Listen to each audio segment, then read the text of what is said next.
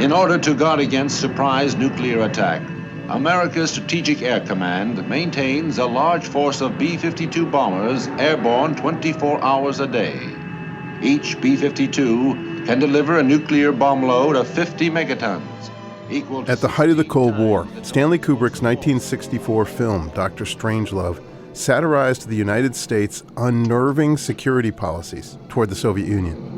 Major Kong, is it possible this is some kind of loyalty test, give the go code and then recall to see who would actually go? In this scene, a B-52 bomber crew have just received the authorization code to strike their targets. A rogue base commander, Jack D. Ripper, has initiated Plan R, a retaliatory action to a Soviet first strike. Ain't nobody ever got the go code yet. And old Ripper wouldn't be giving us Plan R unless them Ruskies had already clobbered Washington and a lot of other towns with a sneak attack. Yes, sir. Major Kong, message from base confirmed. In the film, Plan R allowed someone other than the president to deploy nuclear weapons in the event that a first strike had crippled Washington. But there had been no attack. The unhinged Brigadier General Ripper launched the offensive all on his own. Back in Washington, President Muffley is being briefed on the consequences of the unprovoked attack on the Soviets by General Turgidson. In less than 15 minutes from now, the Ruskies will be making radar contact with the planes. When they do, they are going to go absolutely ape, and they're going to strike back with everything they got. If, prior to this time, we have done nothing further to suppress their retaliatory capabilities, we will suffer virtual annihilation. If, on the other hand, we were to immediately launch an all-out and... The fictional general's recommendation is to go all in, a first strike across the Soviet Union to prevent their ability to retaliate. Mr. President, we are rapidly approaching a moment of truth, both for ourselves as human beings and for the life of our nation. Now, truth is not always a pleasant thing.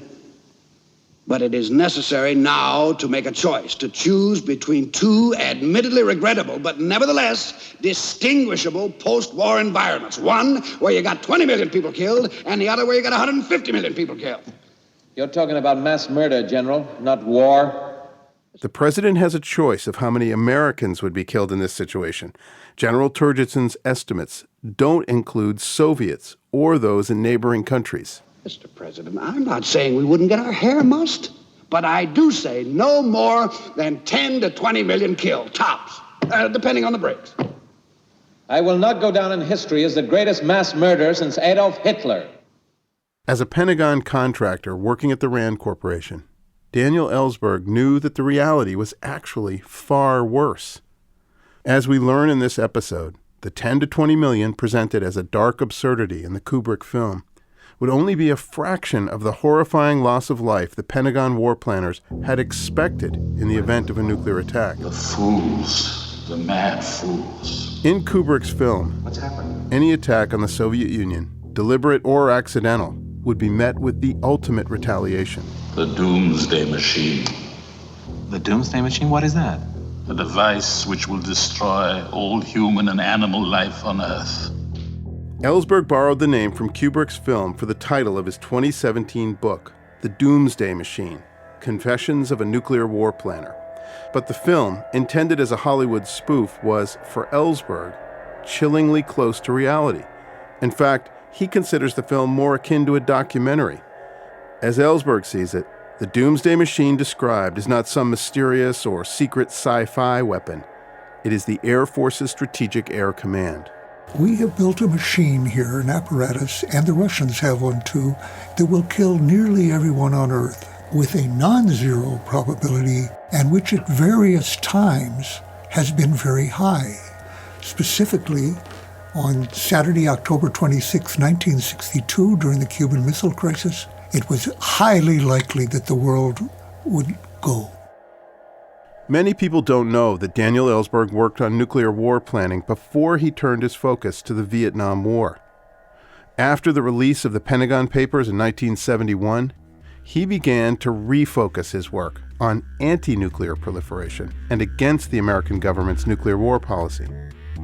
Today, Ellsberg is still out there truth-telling and dissenting, and still trying to highlight the peril of the United States nuclear war policy by releasing relevant, classified documents. Some of these documents are still marked top secret. Okay, what I'm about to say could put me in prison if I live long enough. By the way, you're recording it, I presume? The Ground Truth Podcast presents The Whistleblower, Truth, Dissent, and the Legacy of Daniel Ellsberg, a public history project in partnership with the University of Massachusetts at Amherst.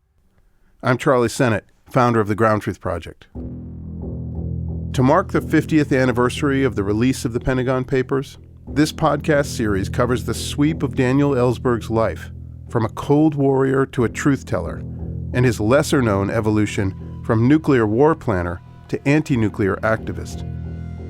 At 90 years old, the father of modern-day whistleblowers is still revealing new details through exclusive interviews, previously unpublished documents, and unheard tapes now archived at the UMass Library. In this episode of The Whistleblower, we learn that U.S. military leaders spent decades blindly preparing for an imminent nuclear war with the Soviet Union, with a death toll that would claim as much as 1/5 of the world's population. Ellsberg warns that these policies are still current today.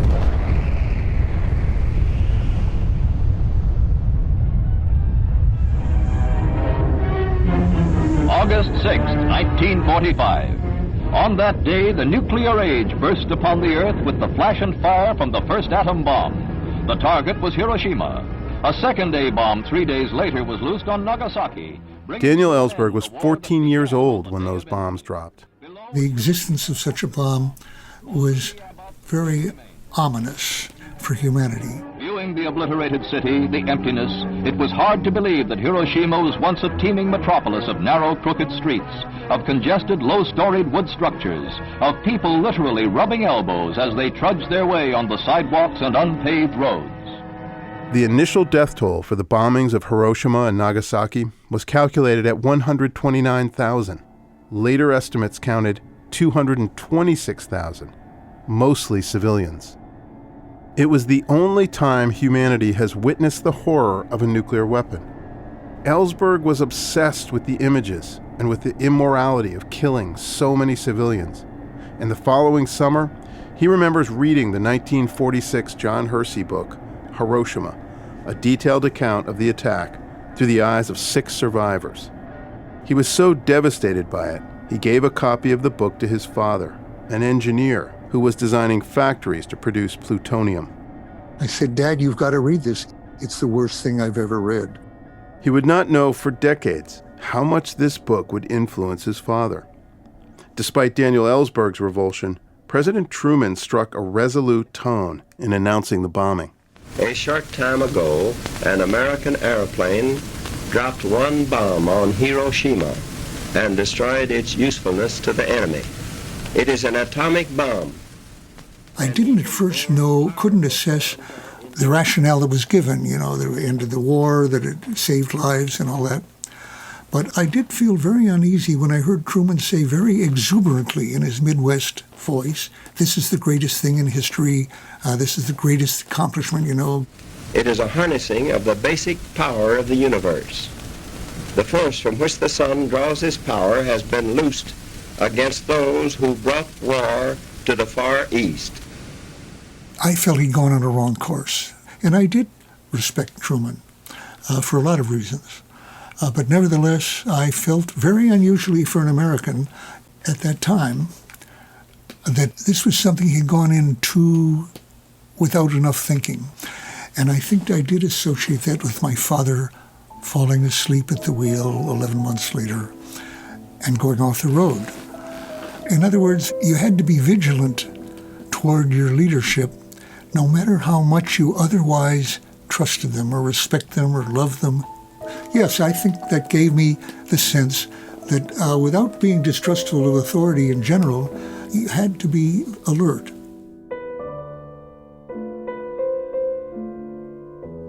It's hard to overstate just how powerfully the searing trauma of that car accident influenced Ellsberg's life.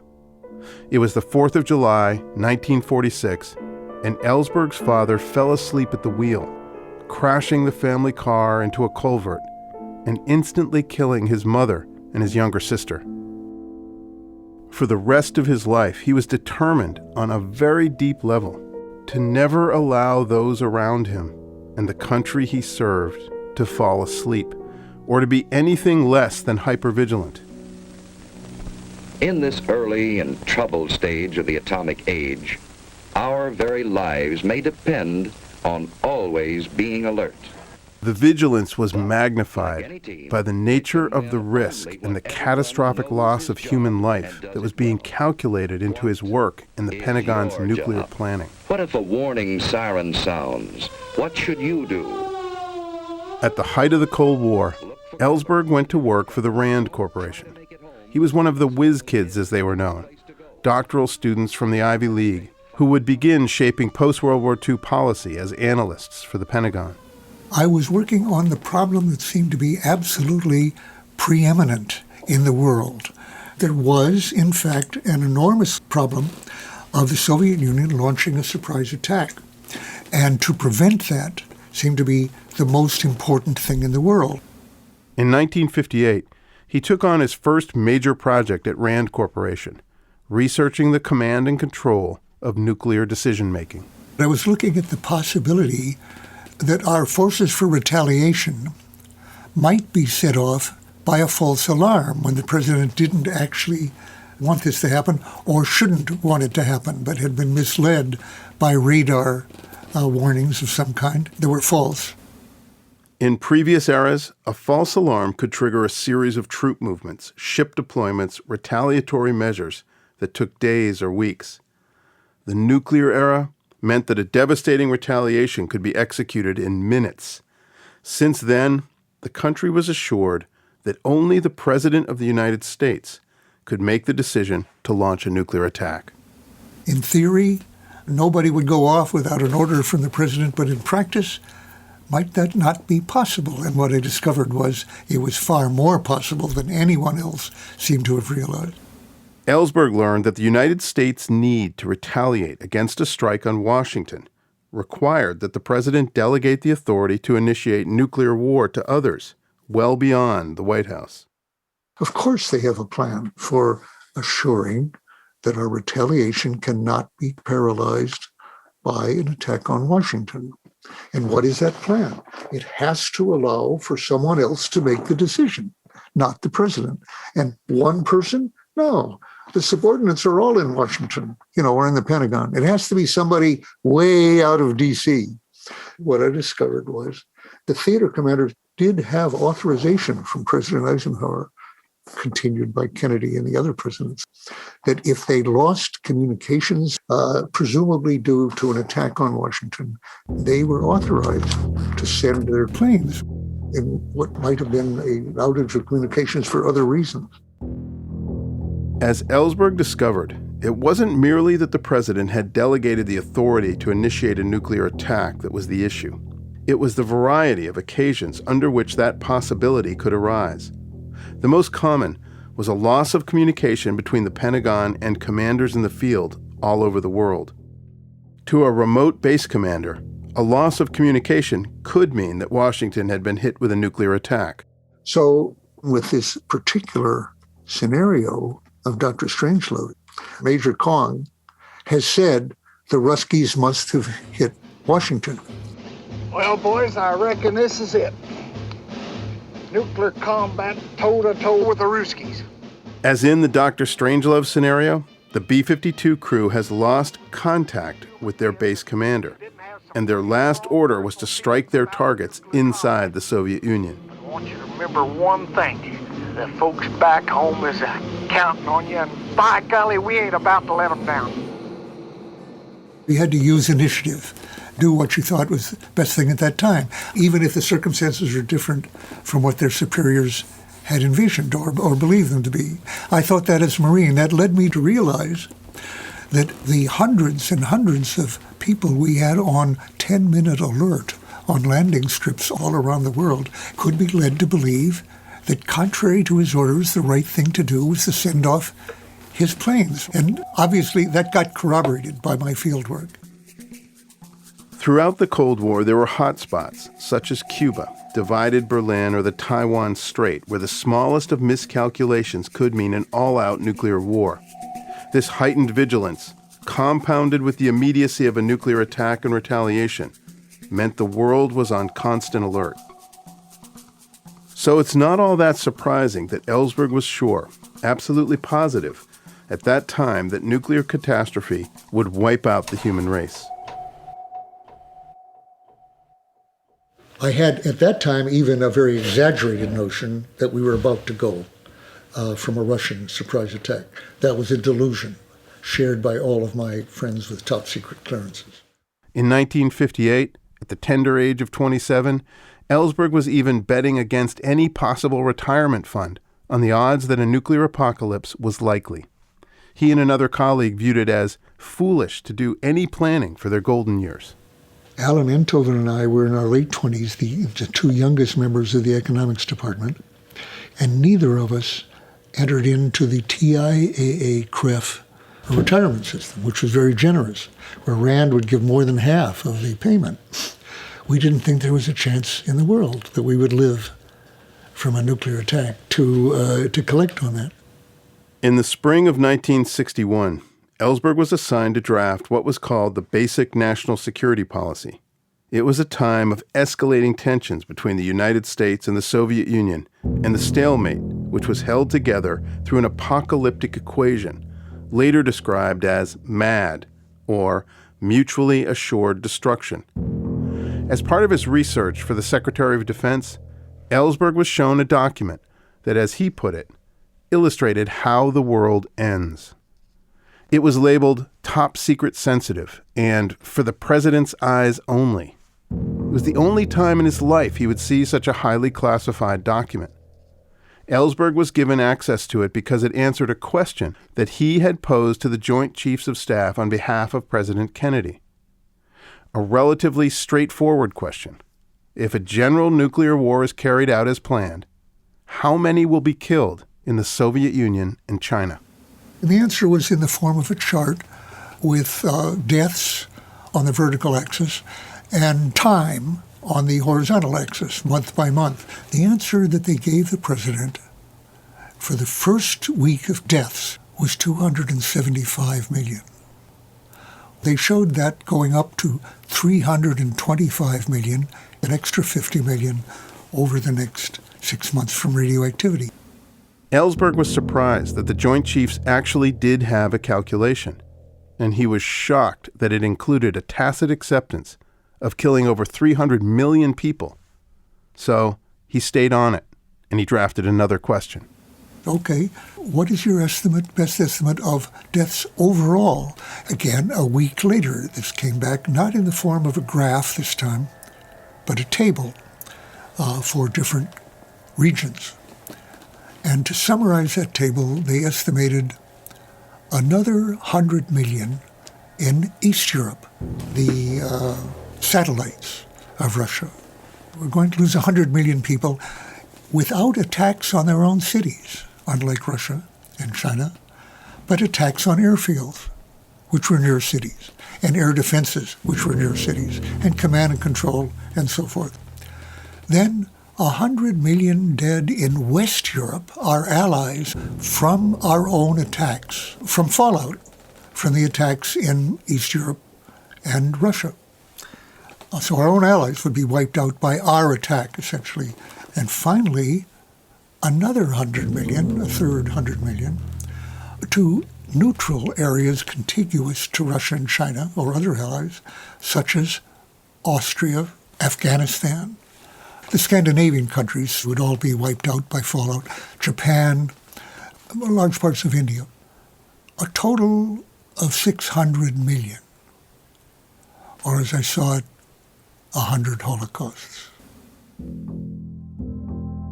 But staggering as it is, 600 million dead was actually a conservative estimate.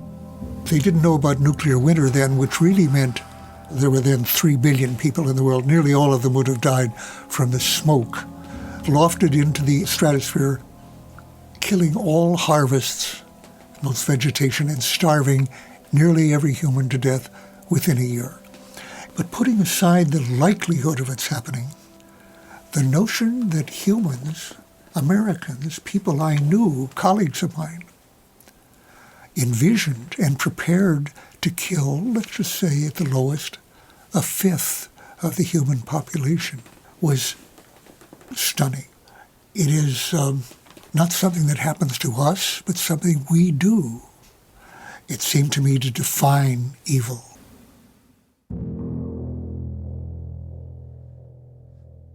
Ellsberg continued to draft nuclear policy until he joined the Pentagon and shifted his focus to the Vietnam War in 1964. His work on the nuclear question was so distressing for him that he kept a running file on all of the documentation he worked on for RAND as part of nuclear war planning for the Pentagon. He kept that stack of nuclear documents in his safe, right next to another set of documents that would come to be known as the Pentagon Papers. In 1969, as Ellsberg began to take action on bringing the Pentagon Papers to light for congressional hearings aimed at stopping the war, he was also lining up an arsenal of those documents that he believed could expose the insanity of the United States nuclear war strategy. In addition to the 7,000 pages of the Pentagon Papers, he photocopied all of the nuclear documents in his top-secret safe. Most of these were notes he had taken during his years working at RAND. Ellsberg knew he would need to have a set of these photocopied notes and documents hidden, and for that, he trusted only his brother.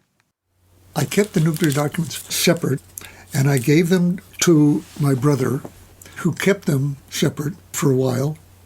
He then put them in the same box that he was keeping the Pentagon Papers that I'd given him for safekeeping. His brother, Harry Ellsberg, lived in Hastings-on-Hudson, New York. Had them in his basement for quite a while. Then, when the Pentagon Papers came out and he knew that people would be closing in on him, he transferred that box inside of a green garbage bag to his compost heap in his backyard. Then, big manhunt was going on for me for 13 days.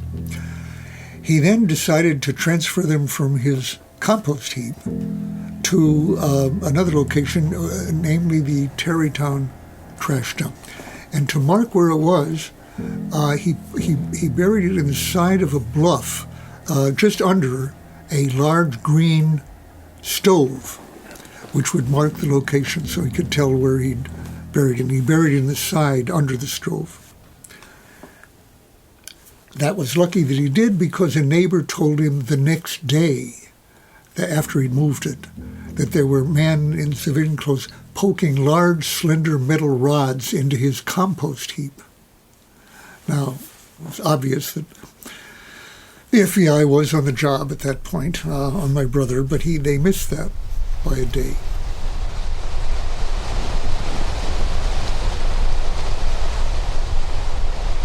So then, later in the summer, he told me that Hurricane Doria had, unfortunately, moved that stove by about 100 yards. So he didn't know where the location was initially. The bluff had been spilled over onto the road and down the adjacent hillside by the hurricane, and there was just no way to know where this box had been.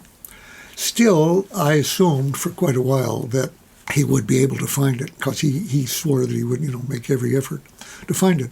So for the following year, he continued to try to find where this might have been. They found a lot of green garbage bags in the dump, but none with a box of top-secret documents in them. Had Ellsberg managed to unveil the additional trove of documents, he would more than likely still be in prison today. The Pentagon Papers revealed the secrets of past administrations and, as the Supreme Court ruled, did not compromise national security. But in 1971, the government could prosecute Ellsberg for revealing nuclear policies, which were current.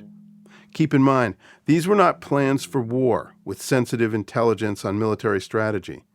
These policies, Ellsberg maintains, threaten the survival of all humanity, and no nation had the right to keep them secret. If these policies planned for killing a fifth of the world's population, Ellsberg felt the world had a right to know about them. Despite the fact that Ellsberg would not be able to reveal the government's nuclear plans and shine a spotlight on the recklessness and inhumanity of the policies, He did take an active role in protesting against nuclear power, nuclear proliferation, and nuclear war. Along with his old friend Randy Keeler, the draft resistor who first inspired him to risk prison to stop the Vietnam War, Ellsberg joined the nuclear freeze movement. It was Randy and their mutual friend Janaki Natarajan who introduced him to the teachings of Gandhi and the nonviolent concept of truth force. The words truth force, which I haven't heard in English that often, is the English translation of what Gandhi called satyagraha, which was his name for the nonviolent actions that he undertook to confront nonviolently wrongful laws and wrongful policies, like the British occupation of India. And I thought of myself, having read Gandhi and read in particular Martin Luther King, that what I was doing with the Pentagon Papers was a satyagraha action, a truth force action. And as a matter of fact, when a number of us, a couple dozen, sat on the tracks at the Rocky Flats production facility, nuclear weapons production facility in Colorado, to obstruct trains that were taking out radioactive waste from this nuclear weapons production facility so that it couldn't operate. If it couldn't get the radioactive waste out of there, it would be so contaminated that they couldn't run it. And it was a question of what we should call our action. And I thought of satyagraha, but it's exotic. And so they called themselves the Truth Force, the Rocky Flats Truth Force. In May 1978, Ellsberg was arrested at Rocky Flats nuclear facility. Daniel Ellsberg of Pentagon Papers fame was one of 28 anti-nuclear protesters arrested today. The group, which was camped out in the snow near the Rocky Flats nuclear weapons plant in Colorado, is being charged with criminal trespass and unlawful blocking of a passageway. By year's end, Ellsberg had been arrested 4 times at Rocky Flats. Around that same time, he fell into a conversation with his father, Harry, which would yield a quiet but powerful statement that his father had made against nuclear proliferation. I'd known when I was a sophomore at college that he was designing buildings for plutonium plants at Hanford, Washington. And I knew also that he'd resigned from that project and was actually out of work for a couple of years. And I'd never known why he did that. And I asked him in this same year that I was getting arrested at Rocky Flats why that had been. And he blew me away because he said, they wanted me to work on the H-bomb. And I said, Dad, that couldn't have been 49 because that was a super secret then. He said, no, they were preparing to make the H-bomb. You had to have a Q clearance, which I had. This was the first I'd known that he had a Q clearance, which was higher than top secret for the design of nuclear weapons. Having designed the buildings in Hanford, Washington, Harry Ellsberg was tapped to design a new plant in South Carolina. The facility would be used to produce the hydrogen bomb, 1,000 times more powerful than the atomic bomb. I said, Dad, how come you were the one to quit here and not any of the others in the office? And for that matter, none of the scientists, some of whom were very, very opposed to the crash program on the H-bomb on the grounds that it was a weapon of genocide. But none of them had quit, actually, over that. I said, why you? And he said, well, it was you. I said, Dad, how could that be? I didn't know anything about this. You didn't tell us anything. And he said, no, you came home one day with a book. You were crying. And he said, Dad, you've got to read this. The book was John Hersey's Hiroshima, which he implored his father to read back in 1946.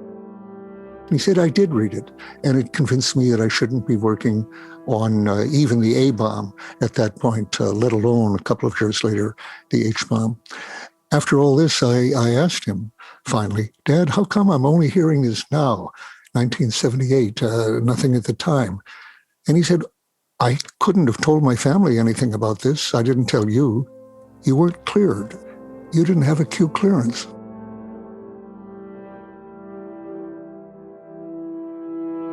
His father made the decision out of moral conviction, Ellsberg writes, a rare and quiet act of dissent at that time in America. As a government consultant, he studied in particular... A few years later, in the fall of 1980, Ellsberg spoke at the University of Massachusetts in Amherst on behalf of the Freeze movement. Would you please welcome Daniel Ellsberg? As I shared in the first episode, I had first heard of Ellsberg's story when I was about 10 years old, listening to the news on rock and roll radio. And now I was seeing him in person for the first time, along with a crowd of students in Amherst. And I remember being profoundly influenced by his force for truth. You could feel the urgency of his vigilance. You, the new generation, are apathetic. You are indifferent. It's the message you're getting from the media now, day by day. That's a lie. That's the big secret that needs to be told. The secret of our power and the actual values on which we use that power. We can tell our government that we want, under no circumstances whatever, the United States to initiate nuclear war under any circumstances whatever. There's no guarantee that the same methods that were tried in the anti-Vietnam War effort will work this time. Given the stakes, they must work. We can save our children if we work at it. Thank you. Ellsberg is still speaking to the next generation and still encouraging them to stay engaged and to push for change on many fronts, to think about the global threats we all face. As we are still reeling from the impacts of a year-long global pandemic, Daniel Ellsberg is keenly aware that the global nuclear threat is not at the top of society's concerns. The sense of any global threat is hardly unanimous. For an increasing number of people, climate change is the global threat. But the idea of fellow human beings portrayed as enemies is still potent and still a driving force for governments around the world. It's a human characteristic not to care as much, if at all, about the well-being of people who are defined as enemies. I think that's an awareness that we should become more conscious of, so that we can transcend it somehow and discover that we do have common interests with everyone, including the ones we define as enemies. That's been happening lately with Russia and China, huge nuclear powers, and I think that's very dangerous. Ellsberg's intensity, the sense of vigilance that has shaped his life, is still with him today at 90 years old. And the truth force is still there, too, as Ellsberg challenges the government's classification system with documents that reveal policies that he believes are as reckless today as they were 60 years ago. In May of 2021, Ellsberg provided a document to Ground Truth and to the New York Times that is still marked top secret, and which technically could still land him in prison for violating the protocols of classified documents pertinent to national security. The document was produced in 1966, but detailed an incident that dated back to 1958. It exposed a standoff in the Taiwan Strait when the U.S. came closer than the public ever realized to a nuclear confrontation with China. It was in some ways as tense a standoff as the Cuban Missile Crisis, but it all played out under the radar, far from public debate. The tension centered around the island of Quemoy, and it could have triggered the general nuclear war that would mean the end of the world, and the very situation that prompted his question put to the Joint Chiefs of Staff back in 1961. Now, 60 years later, Ellsberg continues to highlight the underlying threats of our secret nuclear policies and the risks they hold for the rest of the world.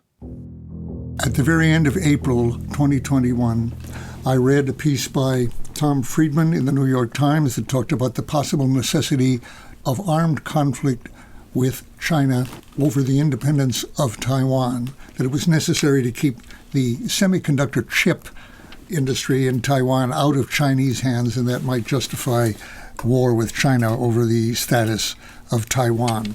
And that, of course, raised in my mind the issue of 1958, when our leaders had decided on the necessity of using nuclear weapons to defend Taiwan.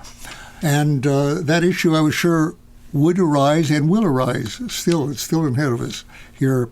If there is an issue of the possible conflict over the status of Taiwan, in which case almost surely there would be advocates on the U.S. side of threatening and preparing to use nuclear weapons against China. What we know now, which we didn't know in '58, was that such a war would cause nuclear winter. In other words, the whole world is held hostage to U.S. secret policy in terms of defending Taiwan. This year, with the prospect again of a Taiwan crisis, I thought that this was time for everyone to know the insanity of the decision-making with respect to nuclear weapons that characterizes our entire nuclear policy for the last 70 years. A continuous possibility of most human life being ended within months or a year by nuclear winter. We're acting as though we were not risking human civilization. Ellsberg is still willing to take risks for the right to know the truth. Although he submits there is a legitimate need for a government to withhold information, he does not accept that any government can draft policy that threatens all human life and keep it secret. In releasing this document on the Taiwan Straits, he understands with clarity that he is again risking prison time, just as he did 50 years ago in leaking the Pentagon Papers. What I did in May of this year in putting out this top-secret material is exactly as indictable as what I did in 1971. I definitely am willing to accept the risk of being prosecuted.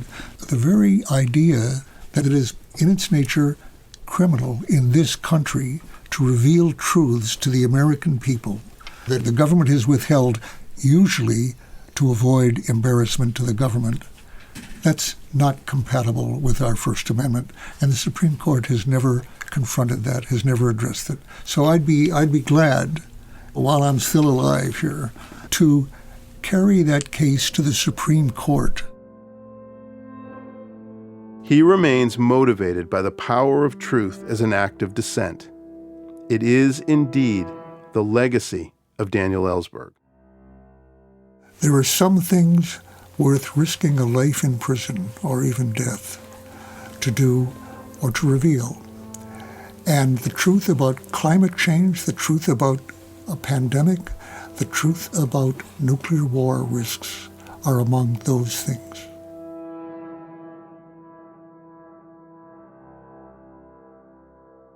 To mark the 50 years since Ellsberg leaked the Pentagon Papers, we convened a virtual conference with Daniel Ellsberg and others who were key to the release of the papers and the outcome of the Watergate hearings.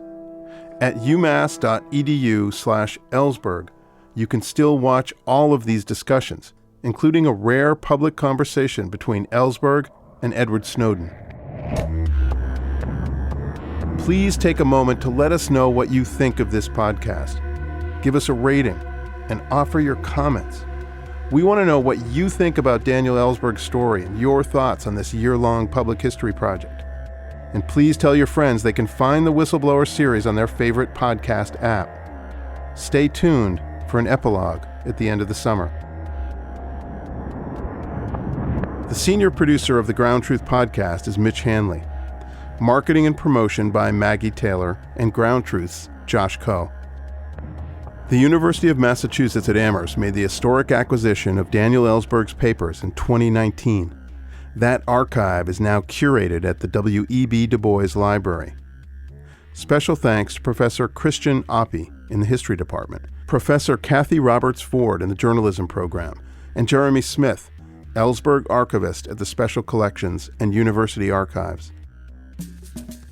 Over the last year, Professors Oppie and Ford at UMass Amherst led a seminar on the life and legacy of Daniel Ellsberg.